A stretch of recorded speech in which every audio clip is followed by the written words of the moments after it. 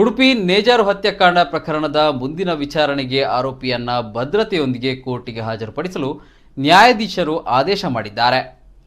ತಾಯಿ ಮತ್ತು 3 ಮಕ್ಕಳನ್ನ ನಿರ್ದಯವಾಗಿ ಕೊಲೆ ಮಾಡಿದ ನೇಜಾರು ಹತ್ಯಾಕಾಂಡ ಪ್ರಕರಣದ ವಿಚಾರಣೆ ಉಡುಪಿಯ ಸತ್ರ ನ್ಯಾಯಾಲಯದಲ್ಲಿ ಗುರುವಾರದಂದು ನಡೆದಿದ್ದು, ಕೊಲೆ ಆರೋಪಿ ಏರ್ ಇಂಡಿಯಾದ ಮಾಜಿ ಉದ್ಯೋಗಿ ಪ್ರವೀಣ್ ಚೌಗಲೆಯನ್ನ ಭದ್ರತಾ ಕಾರಣದಿಂದ ವಿಡಿಯೋ ಕಾನ್ಫರೆನ್ಸ್ ಮೂಲಕ ವಿಚಾರಣೆಗೆ ಹಾಜರುಪಡಿಸಲಾಗಿತ್ತು.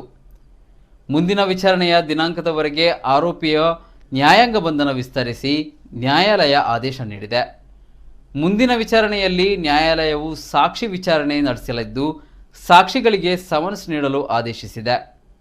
ಸಂತ್ರಸ್ತರ ಪರ ವಿಶೇಷ ಅಭಿಯೋಜಕರಾದ ಶಿವಪ್ರಸಾದ್ ಆಳ್ವ ವಾದ ಮಂಡಿಸಿ, ಆರೋಪಿಯ ಗುರುತಿಸುವಿಕೆಯ ಪ್ರಕ್ರಿಯೆಗಾಗಿ ಭೌತಿಕ ಹಾಜರಾತಿಯ ಅಗತ್ಯವಿದ್ದು, ಆರೋಪಿಯನ್ನ ಮುಂದಿನ ವಿಚಾರಣೆಗೆ ನ್ಯಾಯಾಲಯಕ್ಕೆ ಹಾಜರುಪಡಿಸುವಂತೆ ಕೋರಿದರು. ನ್ಯಾಯಾಲಯ ಇದಕ್ಕೆ ಸಮ್ಮತಿ ಸೂಚಿಸಿ ಮಲ್ಪ ಠಾಣೆಯ ಇನ್ಸ್ಪೆಕ್ಟರಿಗೆ ಅಗತ್ಯ ಭದ್ರತೆಯೊಂದಿಗೆ ಆರೋಪಿಯನ್ನ ನ್ಯಾಯಾಲಯಕ್ಕೆ ಹಾಜರುಪಡಿಸಲು ನಿರ್ದೇಶನ ನೀಡಿತು. ಮುಂದಿನ ವಿಚಾರಣೆ ನವೆಂಬರ್ 20ರಂದು ಮುಂದೂಡಲಾಗಿದೆ.